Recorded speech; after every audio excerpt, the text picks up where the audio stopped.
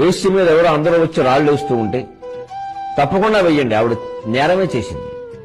లోకాన్నంత వ్యభిచారానికి గురి చేయడం ఆవిడ చేసిన నేరమే, నేను అంగీకరిస్తున్నాను. కానీ మీలో ఏ తప్పు చెయ్యని వాడు ఎవడో ముందు రాయి వేయమన్నాడు. ఎవరి తప్పులు వాళ్ళు ఆలోచించుకున్నారు, రాళ్లన్నీ కింద పడ్డాయి. ఆ యువతి రక్షింపబడింది ప్రభువు చేత.